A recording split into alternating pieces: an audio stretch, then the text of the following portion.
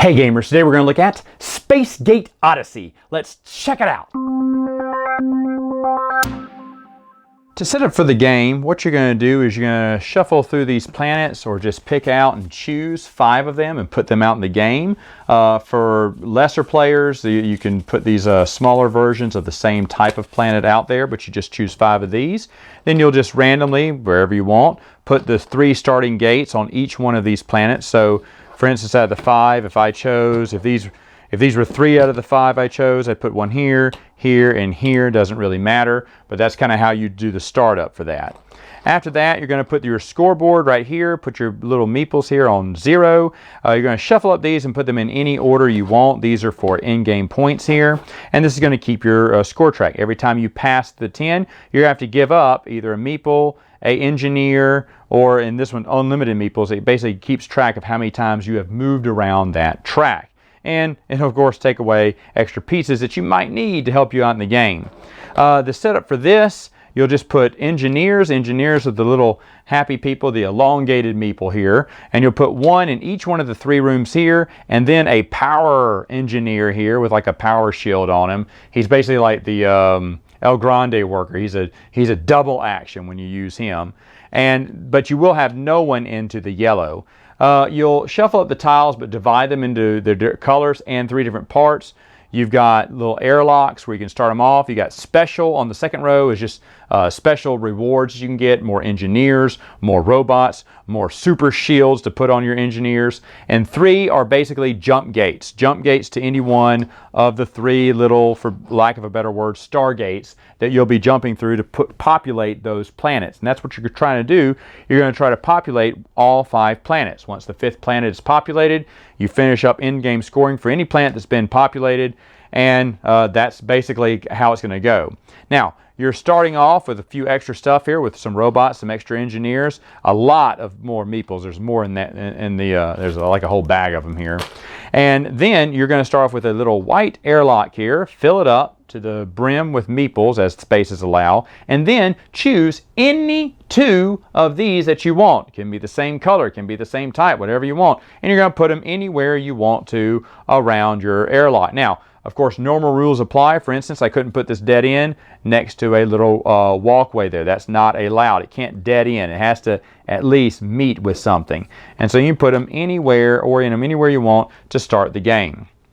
How the gameplay goes is incredibly simple. Starting with the first player and then going around, they're going to be moving. You have to move one of your characters to one of the other places. Now, they're all connected, so he can move way over here if he wanted to, or here, here, here, anywhere he wanted to, and then take the action. So what are the actions? Well, if I went here, first off, you always put your guy on top of the little table there. You do that to recognize whose turn it is. And this is, you've got to, it sounds stupid, but you got to do it because more than one person is going to get a turn, usually when you're going to these areas. Because whoever has meeples here, white has it, he's going to get 1, 2, and 3 actions here.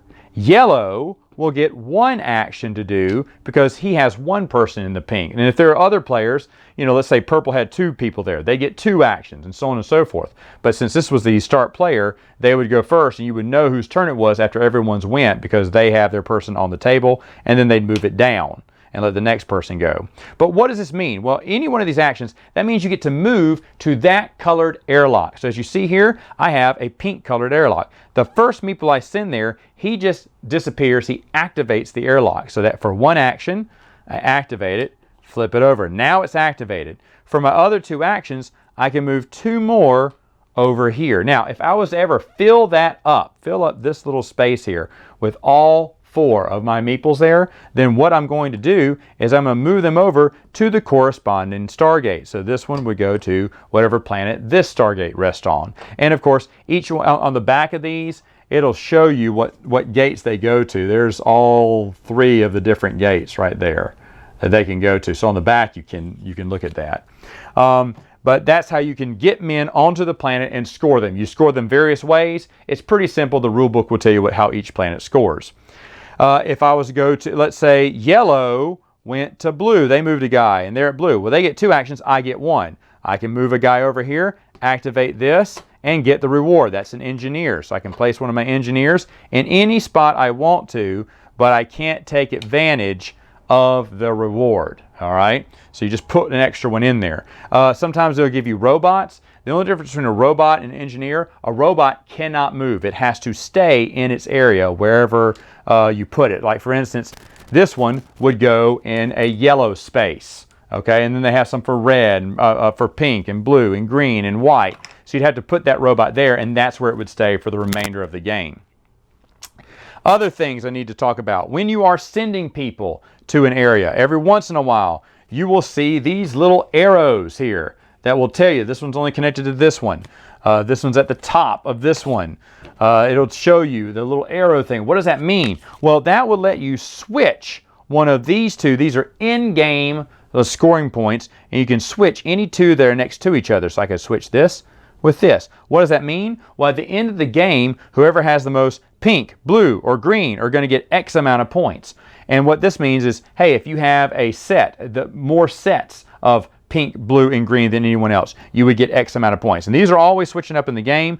Black is basically nothing. You know, maybe I want the person with the most pink to get 0, and no one's going to score an extra victory point, or no one may score 4 victory points, and all these get knocked down. However you're going to switch it. You cannot switch pink with white because they're too far apart. They have to be next to each other, and you can just switch them around. And believe me, there's going to be a lot of that because those little points do add up in the game. So another strategy I want to talk about, what if yellow on their next move moved here next? Okay, they had to move this guy down, but what if they move there next? Okay, they get 2 turns. I could get 1, but as you see, there are no green airlocks for me to activate or move on to. So that would basically waste my turn there. How do I get more? Well, on my next turn, let's say I move my guy up here. Now this is where white is where you can pick up more tiles, and I can pick up 2 tiles, but so can yellow because yellow's got that super engineer on there. You can pick any tiles you want. Again, normal placement rules apply. I could not put one right here because there's no walkway between these two. I throw them on their unactive side because remember, someone has to land on it first and then disappear to activate whatever it is. And it can be new spawn points, like maybe I want a spawn point here later on, or and let's say I've activated it later on, and maybe I want an extra jump gate, or maybe I want one of these little extra engineers. You can always, for one action, take the top tile from any one of these decks and put it at the bottom of the deck to see what's next up there. And we allow you to peek if you want to do that, because no one would do that turn unless you got to peek on it. I don't know if that's in the rules though. Now the only other thing that I haven't talked about is the yellow. You don't start with anyone in yellow. What does yellow do? Yellow will fill back up any airlocks you have, and you get to fill up as many airlocks as you have people there. So for instance, if I moved here, I can only fill up 1, either white, or since let's say I activated pink later on, I can fill up pink with 2 spaces here.